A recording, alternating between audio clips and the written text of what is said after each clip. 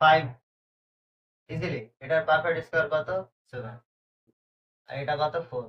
কারণ এগুলো হচ্ছে সবগুলো পারফেক্ট স্কোয়ার, ওটার জন্য ইজিলি বেরিয়ে গেল।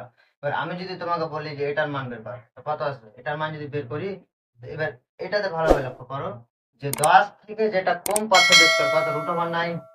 এই √9 এর যেটা আসলে 3 প্লাস, এবার 9 আর 10 এর মধ্যে যেটা ডিফারেন্স সেটা কত? 1 বাই কত? এই 3 এর ডবল মানে 6। এটা তোমার কাছে আসবে 3.16। সেম এভাবে এটা যদি করি যে 40 √40 থেকে যেটা কম পারফেক্ট স্কোয়ার ওটা হচ্ছে কি √36। তো √36 এর যেটা মানটা আসবে ওটা কত? 6 প্লাস, এবং 36 আর 40 এর মধ্যে ডিফারেন্স কত? 4।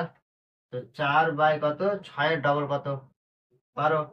মানে 6 দিয়ে 12 হবে, এটা তোমার চলে আসবে 6.33। এবং তোমরা এই মানটা কমেন্টে অবশ্যই জানাবে।